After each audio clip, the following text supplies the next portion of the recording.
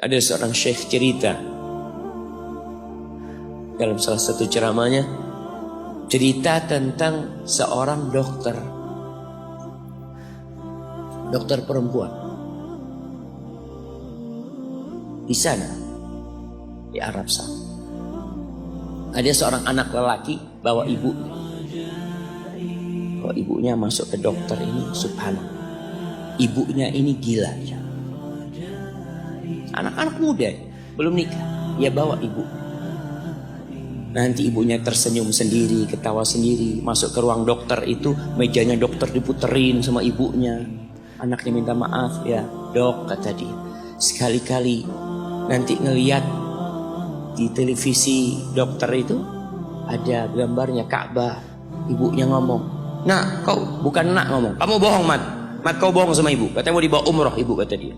Nanti diludahin anaknya, digigit anaknya. Nanti kerudungnya ibunya terbuka, dipasangin lagi.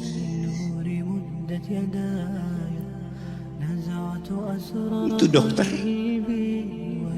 tanya sama anaknya, ini siapa? Ibu anak katanya. Sejak kapan dia seperti ini? Sejak lahir. Loh, terus gimana engkau bisa lahir? Iya, sama kakek anak, ibu anak dinikahkan, tapi 10 bulan cerai. Ya karena seperti ini, anak lahir dari rahim. Dan seperti ini kelakuan dia.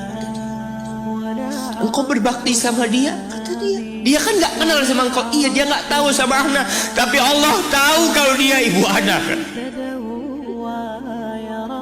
Allah tahu kalau dia ibu anak. Anak harus berbakti. Ditanya, ibumu sakit apa? Anak ibu kena gula. Setelah dikasih resep, itu dokter cerita, pasiennya keluar, ditutup pintunya. Dokter ini nangis. Dia mengatakan, ana sering dengar ceramah tentang birrul walidain.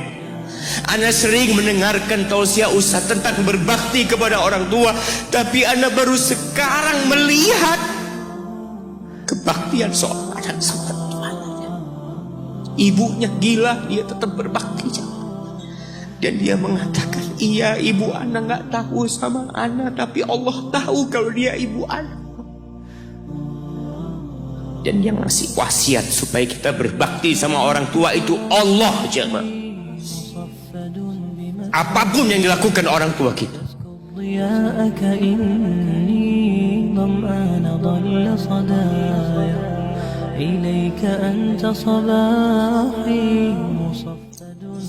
Apalagi ibu. Allah katakan, hamalathu ummuhu kurha wa wada'athu kurha.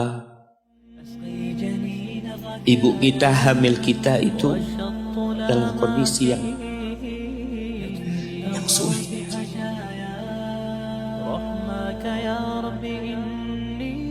Ada ibu yang harus bed rest demi anaknya lahir. Demi kita lahir, ibu kita itu bed rest. Capek dikit keluar darah. Ada yang harus hamil kita dalam kondisi dia ditinggal sama suaminya. Dia harus cari nafkah sendiri. Ada yang harus muntah-muntah demi kita. Allah. Lalu kita berdiri buat ibu kita, capek. Diceritakan seorang, ya kita semua tahu ceritanya, tentang 3 orang yang masuk ke dalam gua. Kemudian gua itu tertutup dengan batu yang menggelinding. Lalu mereka bertawasul dengan amal soleh mereka. Salah satunya yang mengatakan, ya Rabbi, Allahumma, ya Allah, aku punya 2 orang tua. Aku punya 2 orang. Yang aku senantiasa memberikan susu kepada keduanya sebelum keluarga yang lain minum susu. Dia sudah menikah, dia punya istri, punya anak. Pada suatu hari, ya Allah, aku kejauhan cari rumput, sehingga aku balik dalam kondisi orang tua sudah tidur. Maka aku pereskan susu buat keduanya, ya Allah. Allah tahu, tapi dia mau cerita sama Allah. Dia ingin tawasul dengan amal soleh dia. Lalu aku taruh di wadah. Aku datang ke bapak ibuku, mereka tidur. Maka aku berdiri di hadapan kedua. Jamaah, bukankah bisa dia taruh di sebelah meja ibunya susu itu? Dia ambilkan meja, taruh di sana, dia bisa tidur. Dia sudah berbakti sama orang tuanya dengan seperti itu. Tapi anak ini tidak. Aku berdiri, ya Allah, aku gak ingin membangunkan keduanya. Dan aku terus berdiri, aku pegang itu susunya.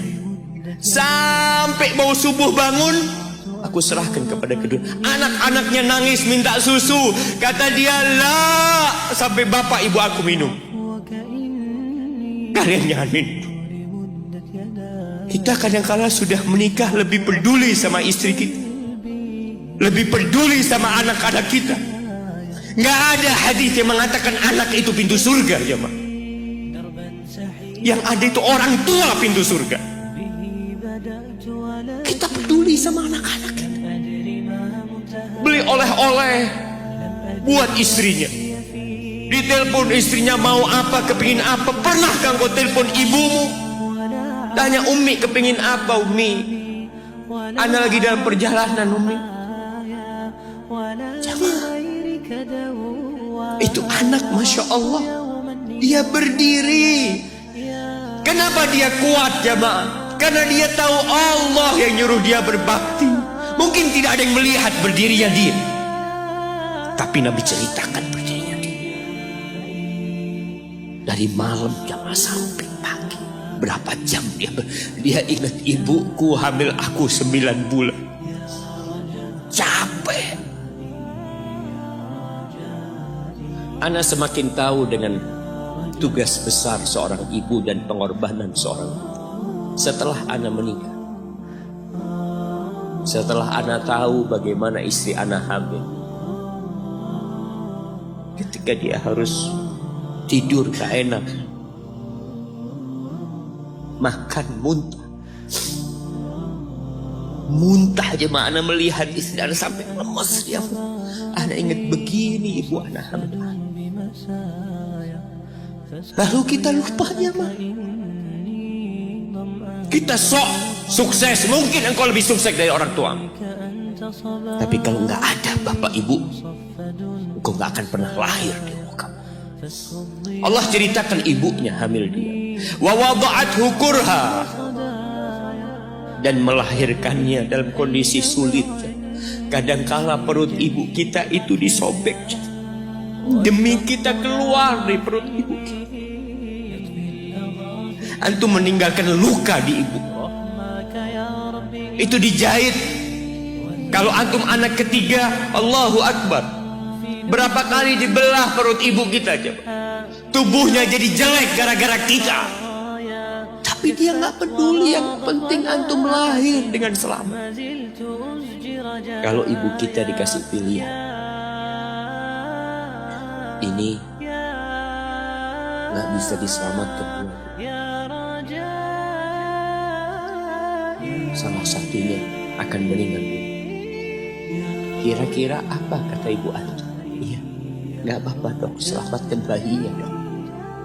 Nggak apa-apa dok, biar dia lahir dok. Subhanallah. Berapa banyak ibu yang meninggal dunia ketika dia melahirkan anak. Wa hamluhu wa fisaluhu 30 syahra. Hamilnya dan menyusuinya itu 30 bulan. Artinya bukan ketika antum lahir selesai lelahnya ibu kita. Memang ketika antum lahir dengan selamat, Allahu Akbar, ibu itu lupa dengan rasa sakit dia 9 bulan. Ibu itu lupa dengan jeritan dia mengeluarkan kita ketika kesakitan. Itu lupa. Dia tersenyum, dia bawa anaknya, ditaruh di dadanya. Allahu Akbar. Kalaupun ada air mata yang menetes, Itu air mata kebahagiaan orang tua dengan hadirnya kita di muka bumi ini. Lalu kita bisa berjalan. Kita nggak bisa apa-apa lahir. Allah rekam kebaikan ibu kita.